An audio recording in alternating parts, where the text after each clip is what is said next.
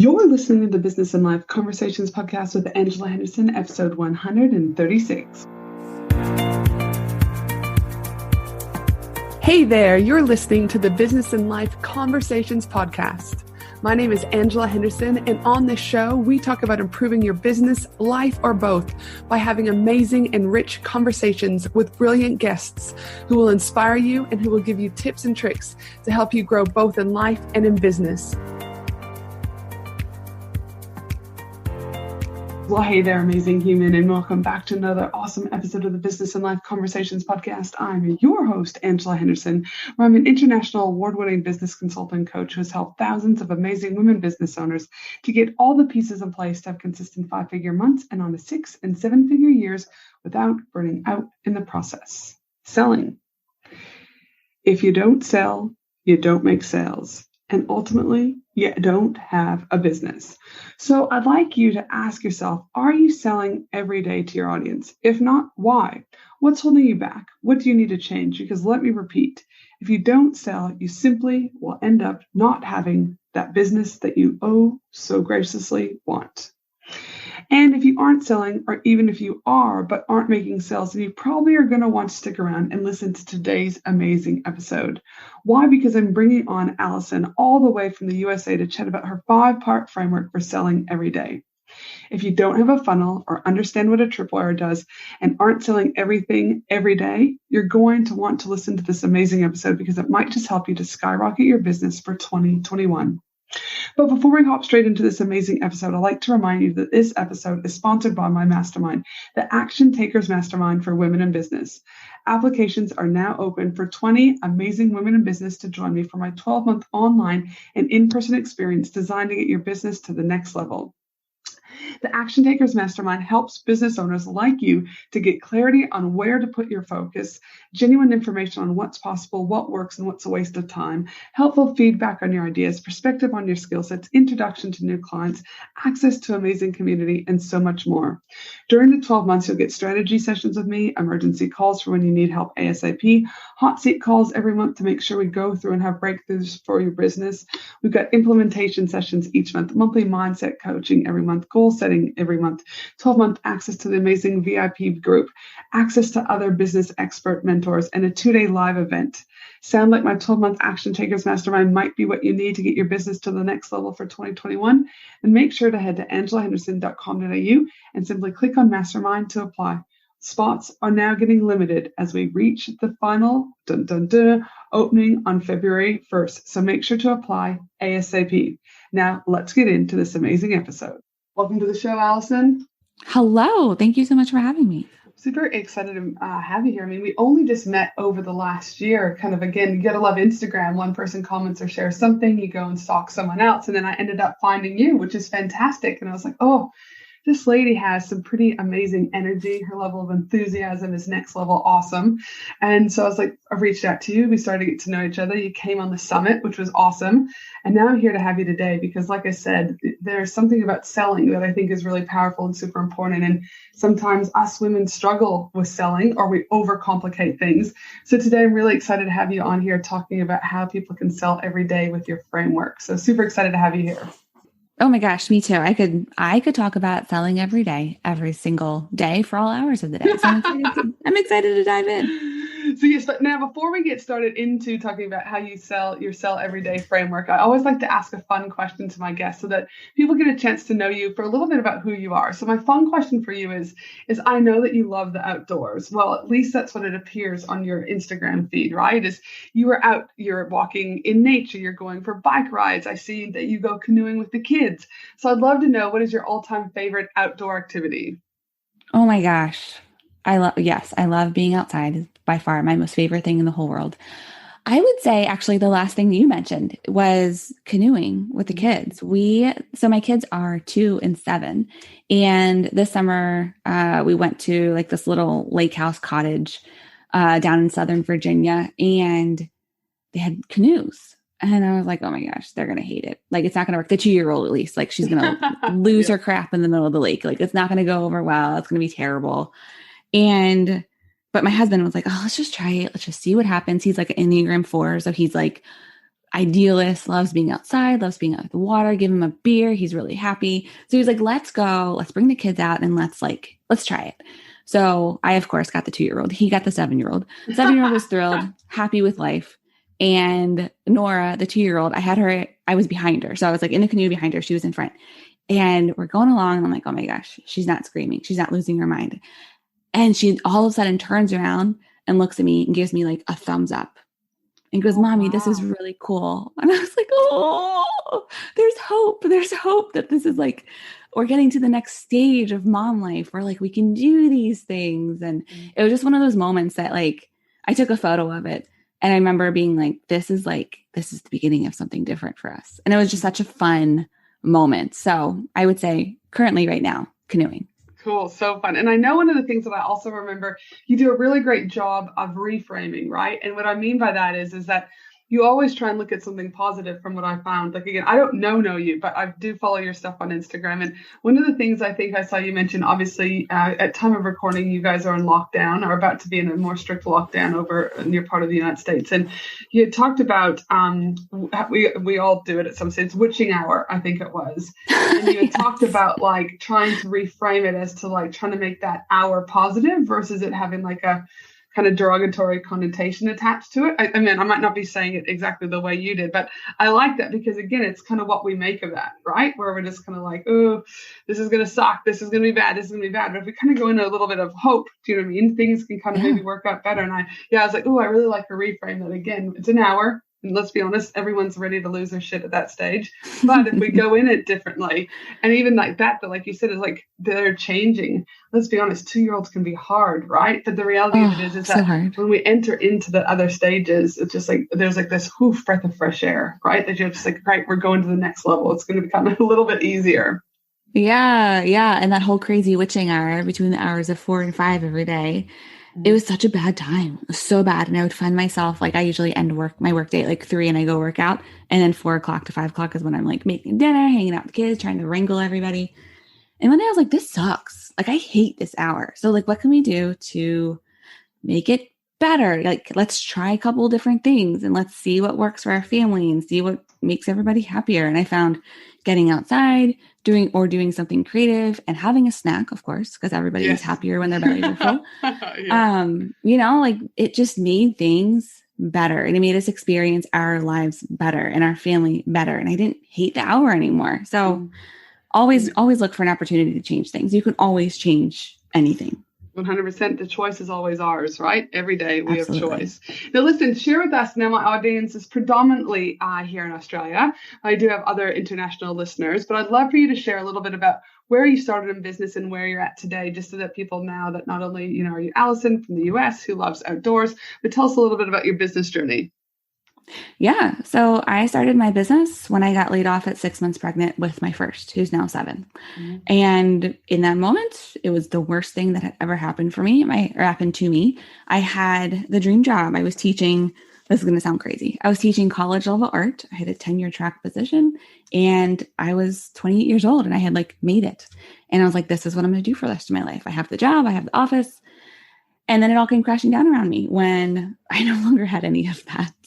Mm-hmm. And it forced me to start a business because we college professors here in the US don't exactly make bank. My husband's a pastor. He doesn't exactly make bank. I had to work. I didn't have the luxury of not working for 3 months. Mm-hmm. So started a business. I started a personal training business, which I know sounds really crazy, but I had competed at the college level for track. I had a personal training certification and it was something I did on the side. And I was like, well, time to take this thing, make it real. I partnered with a network marketing company. And because I had lots of friends in the business, I rank advanced really quick. And then I had people being like, hey, can you teach me how you did that? And I was like, sure, let's try it. And, I had some success with people. And finally one day I was like, I don't really even care about the fitness. I just like the business side of things. So shut the personal training down, went full on into business. And I think I've tried basically every business model there is in the business coaching world. Mm-hmm. And I've landed on where I'm at now. I have a membership site and I help women automate the leads and the sales in their business. Dude, fantastic. And again, though, you had to test the other stuff in order to find out what you loved, right? And that's where I think, Oh, yeah. I don't know about you, but I'm finding there's some people who are trying to fast track this process. And fast tracking is great. But again, the reality of it is when you get an opportunity to kind of go through these things, and I know a lot of people talk about them as failures. I look at them as the lessons that are needed to get to us kind of to that next stage. Is as like, I feel like we lose that, right? Whereas you've had the opportunity, like you said, you tested so many different business models, and now you found the one that sticks for you and works for your family and lights you up, right? So it's a progression. It's a work in progress. Absolutely. Yeah. And I honestly think that sometimes we have to fail over and over and over again for us to listen, because some of us, including myself, are very hard-headed, and we think that it's going to be this one way. This is how it's going to happen. And most of the time, that is exactly not how it happens. So yeah, I mean, failure is a part of the process. Failure is definitely a part of the growth process. It tells you a lot about what you want and what you don't want. And it's important to listen to it and to view it as a learning opportunity instead of this terrible thing to happen to you, which I know is way easier said than done. Well, I think though, but once we have the insight, like I definitely agree, like when things happen at the beginning, I was like, I'd dwell on it longer, I'd hold up on it longer, et cetera, right? But once I started to realize, like, again, this is what's needed for the growth. Not that I ever fully accept it, because whenever bad shit happens, you're still like, that sucks. Do you know what I mean? Why did it happen? Or it's still a hiccup, or, it throws things off. It still sucks. But I feel like I get through those periods quicker, right? It's like, I don't dwell on them for, 2 months, where now it's like, yep, that sucks. Have a bit of a cry if I need to. And within 48 hours, I'm like, next. Do you know what I mean? But it's because I was able to identify and understand, right, that this is part of the process. Yeah. And that shows your growth, like your growth as a person. Like before it used to wreck you. And now you're like, okay, it sucks. Dwell on it for maybe a day. And then you move on. Like that's a huge progression there. 100%. Now, today's selling. I think you and I can say is that, again, in my opinion, I believe selling should be done daily. However, I know a lot of people listening are probably cringing with the fact that I've even used the word selling and daily in the same sentence, because they shy away from selling. So I'm super excited to have you here today, because I think we're in the same boat that you got to sell. If you don't sell, you don't have a business.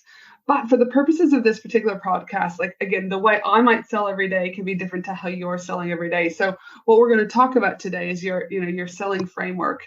But I want to know a little bit more. Can you just define what does selling look like for you every day? Is it through, organic, paid ads, lives, evergreen, et cetera? What does that look like? Just so we're all in the same ballpark for the episode. Yeah. So for me, selling every day means having a system like an email funnel set up that performs, that actually does its job. Everyone sets up the funnel and then they send it out into the world and expect it to make them $1 million. And that's not how it works. We have to tweak and we have to adjust in order for that funnel to actually perform for us. And then when we get it to a point, that's when we send traffic to it. And that's when we can sell something every single day, because you're filling your pipeline with qualified leads every single day. Now, for those people that are like, okay, I have a lot of newbies that listen to the podcast, just starting out, ready to conquer the world. Can you give an example of what one of those funnels for you might look like? Yeah. So for me in my business, I have it's called a tiny offer funnel. So I have a very, very low price point product that has high value. It's $17. Facebook ad or Instagram ad, usually Instagram ad, gets sent out into the world. Someone buys off of that. So immediately right there, I got a sale every day. From there, there's some sort of like bump offer that gives them the opportunity to add on to their cart. And then through there, I'm filling my email list. I'm bringing in leads from people who've bought. So they get sent through a nurture sequence and then pitched into my higher program, my higher support program, based on certain things they do inside of the funnel to qualify themselves to be a candidate for the program. And so once they qualify themselves, they get put into that pitch sequence and then they buy if they want. Fantastic. Thanks for sharing that. Because again, some people might be like, okay, what does this look like, ladies? How does this, do you know what I mean? And I also like that you went with the $17 offer, because there's so often people are thinking, and I talked about this in an episode, I can't remember off the head, but with one of my clients, Tracy, where we took a $27 offer and we've made $718,000 in 4 months from it, right?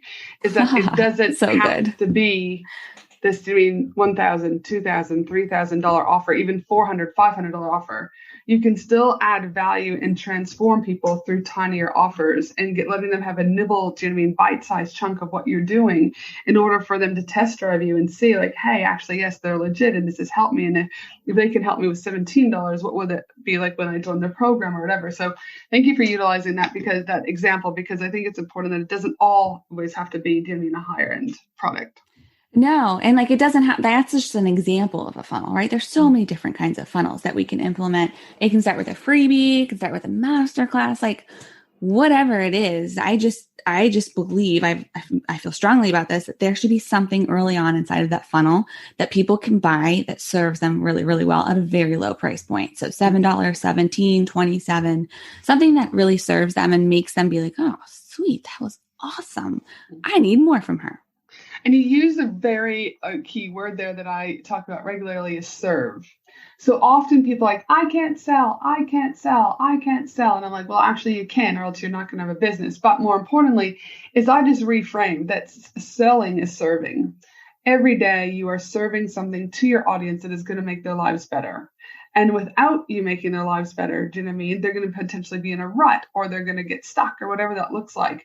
So if you get hung up on the fact of selling every day, I reframe it as I get to serve every day, something that's going to make, do you know what I mean, someone out there, their lives significantly better.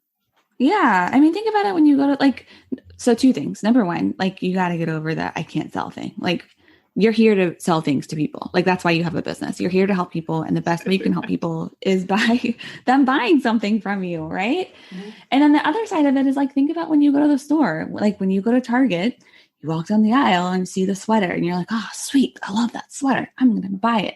It wasn't like hard pitched to you. It's just there and you can choose to take it or leave it. And when you buy the sweater, are you feeling resentful? Are you feeling like they've stolen something from you? No, you're buying it because you like it. It makes you feel good. And maybe you need that sweater.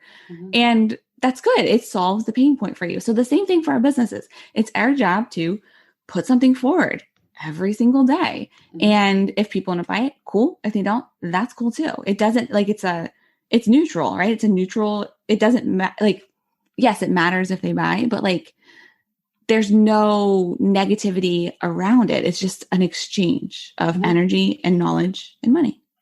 And I also know that people will say, things like, Ange, well, if I sell every day, I'm going to make people upset, because they're going to see my stuff every single day. And I'm like, listen, the reality of it is you're doing it organically.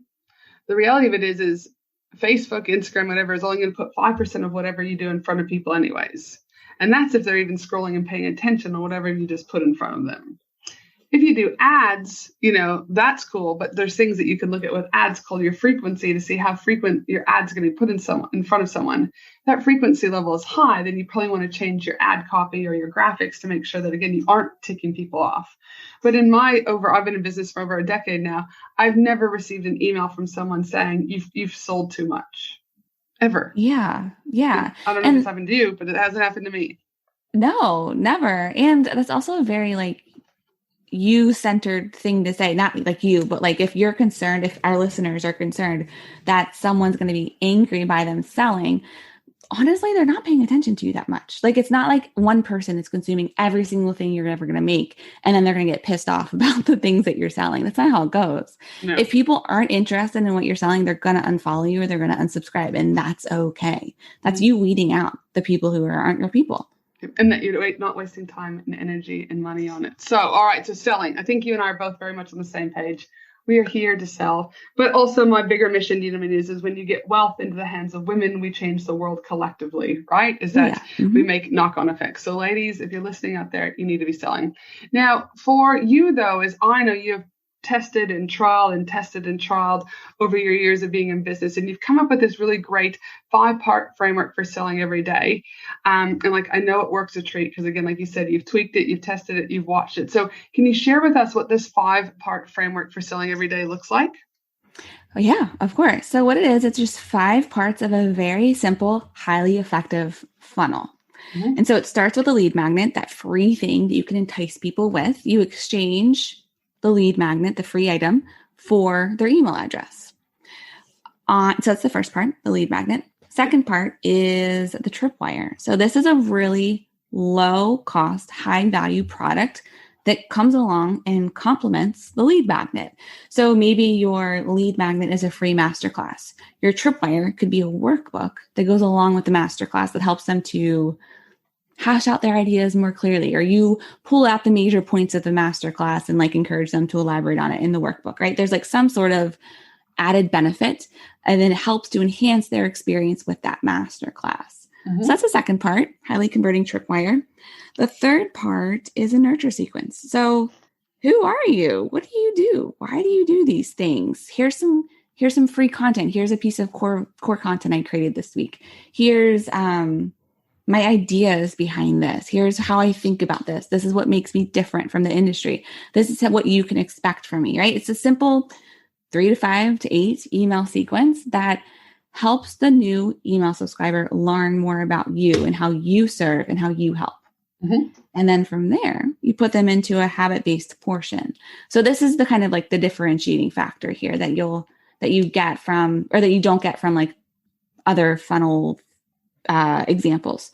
So the habit-based portion, what it does is it helps the subscriber to self-identify that they have the pain point that the program that you're about to talk to them about solves. Okay. So let's say you're like a minimalist coach and you really help moms declutter your kids' playrooms, because playrooms are super stressful. There's all kinds of crap in there. And you're like, oh my gosh, I don't even want to go in there and hang out, much less I want to play with my kids in there. So they need to have that pain point in order for you to be like, hey, I have this program that solves that pain point, right? So there's some sort of habit-based something inside of that funnel that opens up the program for them, but they have to actually do something in the funnel. So they have to click something, they have to respond to something. There's some sort of habit, there's a thing, an action that they have to do. And then once that is triggered, you open up the doors for the program, which is your pitch sequence. That's the last part of the framework. So what that does with the habit base and the pitch sequence is increases your conversions. So instead of like a standard 1 to 3% conversion rate, from those people who go through that pitch sequence, when done correctly, you can have a 10 to 30% conversion rate. And so you're serving people who have the pain point that you solve through the program, instead of someone being like, I have no idea what this thing is that she's talking about. I don't need this. That's weird. And then moving on, right? You're doing it on their terms. So on their time, they're clicking the thing when they have time, and then the doors open when they have time. So it serves them a lot better than like a standard linear funnel. For those people who are like, ooh, listen, Funnels and I, we're not necessarily best friends here. I don't even know where to begin. Can they start, instead of having all the 5 parts, or because I'm all about just try and do one thing, do you know what I mean? And then build on it. Yeah. What are your thoughts around that? Yeah, I think that's fine. Rome wasn't built in a day. So the first time you set this up, it's going to take you a long time. It's going to be a little labor intensive because you've never done this before. So if you're just getting started with funnels, set up a lead magnet, set up a nurture sequence. That's all you need to get started. Because once people go through the nurture sequence, you can roll them over onto your general email list, where maybe you email them once a week, twice a week, however often it is. And that's okay. That's okay. And then maybe you add on the tripwire. Maybe you add on the pitch sequence. Then maybe you put that habit-based thing in there when you have the time and when you have the bandwidth to actually do it. But I do think you should be continually building your email list through either low cost offers or lead magnets for sure. And I know I'm the same about email list building. Is it's that, again, too many people are playing in other people's sand pits, and they're too reliant on the Facebook sandpit or the Instagram sandpit or the Pinterest sandpit or whatever that is. And to me, it's like that's a very big risk for your business, because those sandpits, can say out of order very quickly. And so again, by growing that email list, it's an asset that is yours. And I've often talked about on the podcast that, when people reached out for my first business, someone wanted to buy it, and we had about 50,000 people on that particular email list. And, the value that came back roughly was a little bit over $4 per lead that would have been able to be included in the selling of the business, right? So, just from that point of view too, it's not just an immediate asset that you build for your business, but the fact is that was a $200,000 potentially dollar value that could have been included in the sale of that business if we chose to sell it. We didn't, but that's like an example. Again, build your asset, right? It's so important, and so important also that you're not just dependent on other people's platforms to grow your business.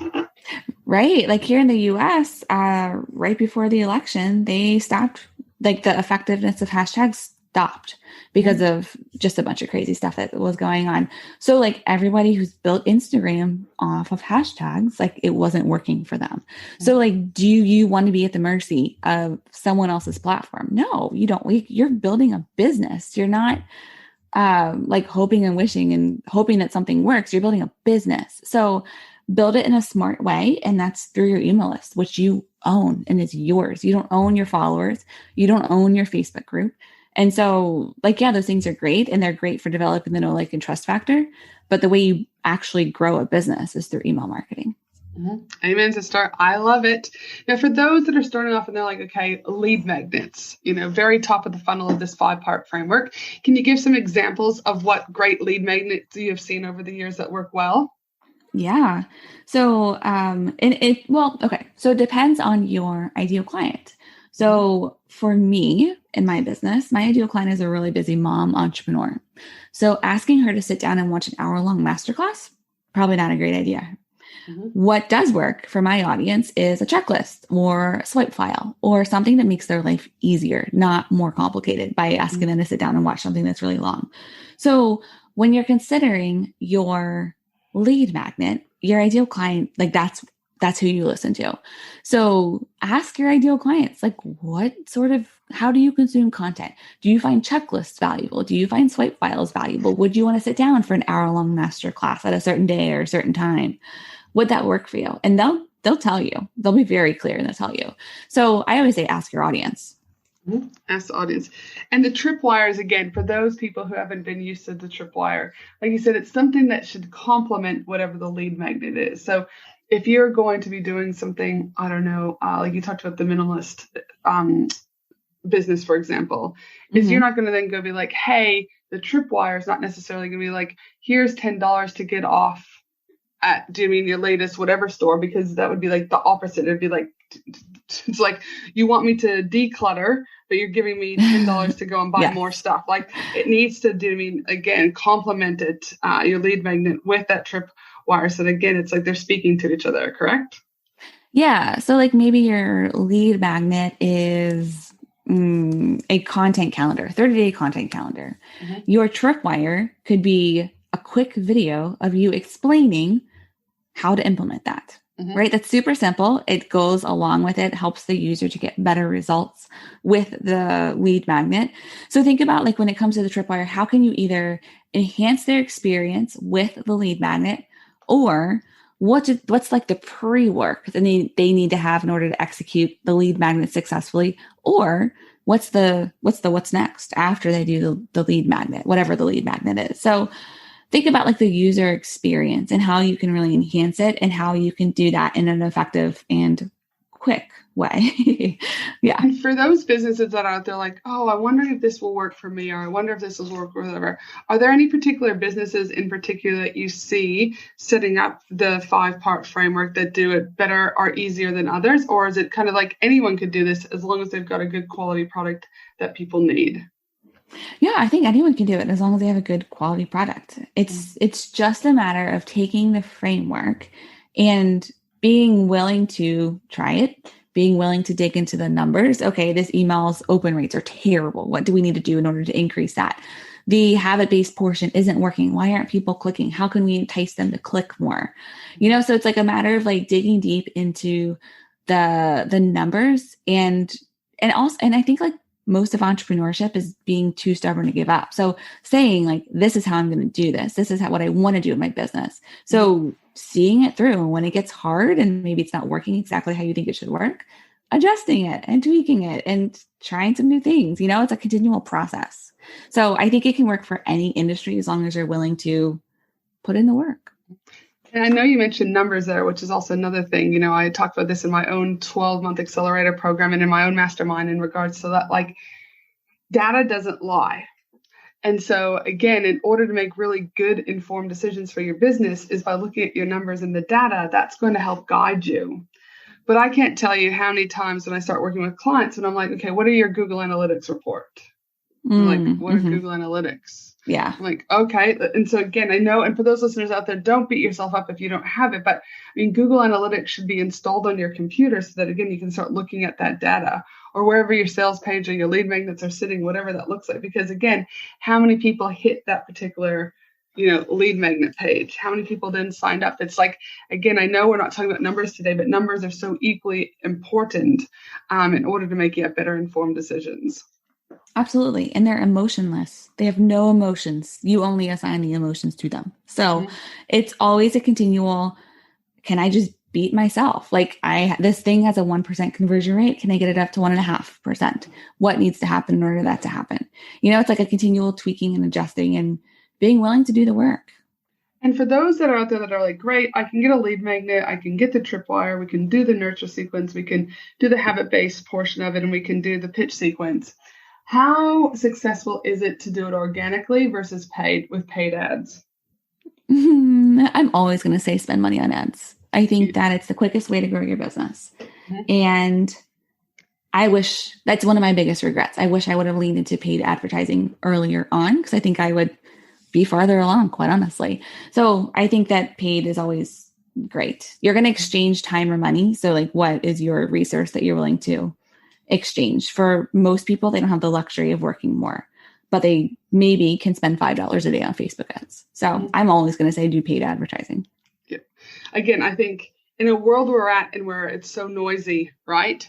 It's getting harder. I mean, Facebook groups, I still have, a very active Facebook group, the Women in Business Collaborative, and it works really well, right? But it started at a time when Facebook groups were hardly around, right? So it was still like people are excited to be in Facebook groups. And I still think that there's a purpose to Facebook groups. But again, a lot of times it's you're exchanging time, right?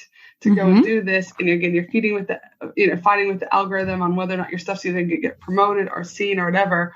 Whereas again, if you do put some money behind ads, now I know people say, well, that's good for you, Allison and you guys have some money to do that. Well, listen, if you're in business, there are like businesses starting them aren't free.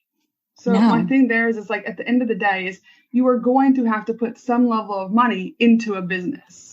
So whether or not that's money into a website, money into doing Facebook ads or whatever, like your business isn't just that shit just doesn't grow for free, So when I hear questions or, kind of objections to, well, that's nice, you guys have money, whatever. The reality of it is we didn't at the beginning. We didn't have as much as we have now. But again, you might have to put something on a credit card. You might have to just test. I'm not saying go and be, what's irresponsible about how much, know what your budgets are, know what your return investments have to be. But like, again, this is growth. These are decisions that have to come with, owning a business. What are your thoughts with that, Allison? Yeah. I mean, in the beginning, I spent $5 a day, and that was a lot of money for me. That was $150 a month. And that was like a huge stretch, and we had to make sacrifices for that. So, I mean, it's just like college. Like we go to college and we spend 40 grand a year and nobody bats an eye. But when it comes to starting a business, $5 a day seems so outrageous. Like you got to spend some money in order to make some money. So as long as the investments are smart and you know what you're getting into and, the ROI and you make the commitment to do the work, I think you should invest in your business. Absolutely. And like, that's super, like, it would be super hypocritical of me not to say that as someone who invests in my business on the regular and someone who asks people to invest in my business. So I think that you got to invest in order to grow. Yep. I love it. Now, for those people out there that are like, I might need some help with this 5-part framework, or I need help with lead gen. What is the best way for business owners to connect with you, or where can they find you? Yeah, actually, it's cool that you asked that. Next week, I'm opening up the doors to the Lead Generation Lab, which is my membership community where we help you automate the leads and the sales in your business. So I would love for you guys to hook up with me if that's something that you are interested in. And just go straight to your website or on Instagram? What is the best way for them to learn more about the program? Oh yeah. Just head to AllisonHardy.com/lead generation lab. That'll be all over all of my socials. It'll be on the cover page of my website. It'll be everywhere during that time. But that's like the direct link to the sales page. Check it out. I love it. And my last question that I ask everyone is, what do you know now that you wish you knew when you first started out in business? Oh, such a good question. Business is 80% mental. So you can have the fancy website, you can have the fancy Facebook ads, you can have that 5-part funnel, you can have all the stuff. But if you are a hot mindset mess, it's never going to work for you because you're creating all those things out of a place of maybe lack or scarcity instead of a place of abundance. And you can, like, your audience can tell. So if you're not continually working on your mindset and you're not getting the results that you want in your business, I would argue it's probably the mindset that's holding you back. And I know that because that's where I was for way too long. I thought mindset was this woo thing that didn't really matter. All I needed was the next best strategy. And that's not the case. As soon as I started to actually dive into my mindset and the dialogue that was going on in my head and how it was informing everything I did, that's when things started to change. So work on the mindset. I love it. I mean, I'm a firm believer your external world is a direct reflection of your internal world. So unless you get that, do you know what I mean, kind of sorted, it doesn't matter how much strategy we give people because there will always continue to be self-sabotage beliefs and stories that will hold you back. And strategy will get you so far. But I totally agree. Mindset is kind of that push that people need to work through some things. And again, it might sound really sexy mindset, but the reality of it is it's hard work. You know, you got to uncover a few things. You got to dive a little bit deeper. But when you do, transformation is on the other end. So I couldn't agree with you more about working on that mindset. Now, for the rest of you, my team and I, just as a reminder, we'll be putting together the show notes for this episode at angelahenderson.com.au. So we'll include all the links that you can reach out to Allison. Thanks again for being on the show today, Allison. I really appreciate that. And for the rest of you, I hope you have a fabulous day, no matter where you are in the world. And I look forward to you joining me again next week for another amazing episode for the Business and Life Conversations podcast. Thanks again, Allison. Thank you. Thanks for listening to the Business and Life Conversations podcast with Angela Henderson. www.angelahenderson.com.au